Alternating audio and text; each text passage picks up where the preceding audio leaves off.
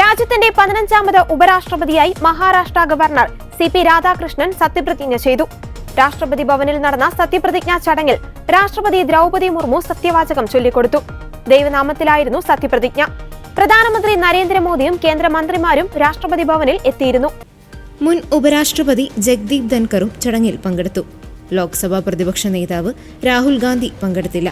ചൊവ്വാഴ്ച നടന്ന ഉപരാഷ്ട്രപതി തെരഞ്ഞെടുപ്പിൽ ഇന്ത്യ സഖ്യത്തിന്റെ സ്ഥാനാർത്ഥി ബി സുദർശൻ റെഡ്ഡിയെ 152 വോട്ടുകൾക്ക് പരാജയപ്പെടുത്തിയാണ് CP രാധാകൃഷ്ണൻ വിജയിച്ചത്. ആകെ പോൾ ചെയ്തത് 767 വോട്ടുകളാണ്. ഇതിൽ 452 വോട്ടുകൾ നേടിയാണ് CP രാധാകൃഷ്ണൻ വിജയിച്ചത്.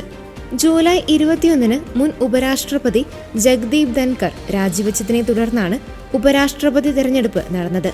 തമിഴ്നാട് BJPയുടെ അധ്യക്ഷനായിരുന്ന CP രാധാകൃഷ്ണൻ RSSലൂടെയാണ് രാഷ്ട്രീയ ജീവിതം ആരംഭിച്ചത്. ജനസംഘത്തിന്റെ നേതാവായിരുന്ന രാധാകൃഷ്ണൻ പിന്നീട് BJPയുടെ തമിഴ്നാട്ടിലെ പ്രധാന നേതാക്കളിൽ ഒരാളായി. കോയമ്പത്തൂരിൽ നിന്ന് ലോക്സഭയിലേക്ക് തിരഞ്ഞെടുക്കപ്പെട്ട CP രാധാകൃഷ്ണൻ നേരത്തെ ജാർഖണ്ഡ് ഗവർണറായിരുന്നു.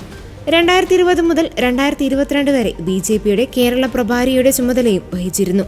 ചന്ദ്രപുരം പൊന്നുസ്വാമി രാധാകൃഷ്ണൻ എന്ന CP രാധാകൃഷ്ണൻ 1957 ഒക്ടോബർ 20 തമിഴ്നാട്ടിലെ തിരുപ്പൂരിലാണ് ജനിച്ചത്.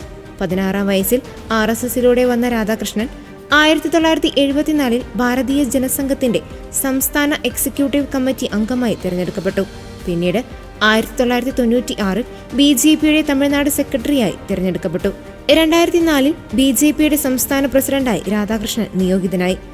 1998 കോയമ്പത്തൂരിൽ നിന്ന് ആദ്യമായി ലോക്സഭയിലേക്ക് തിരഞ്ഞെടുക്കപ്പെട്ടതോടെയാണ് രാധാകൃഷ്ണന്റെ പാർലമെന്ററി ജീവിതം ആരംഭിക്കുന്നത്. 1999 അദ്ദേഹം വീണ്ടും ലോക്സഭയിലേക്ക് തിരഞ്ഞെടുക്കപ്പെട്ടു. MP ആയിരുന്ന കാലത്ത് ടെക്സ്റ്റൈൽസിനായുള്ള പാർലമെന്ററി സ്റ്റാൻഡിംഗ് കമ്മിറ്റിയുടെ ചെയർമാനായും അദ്ദേഹം സേവനമനുഷ്ഠിച്ചു.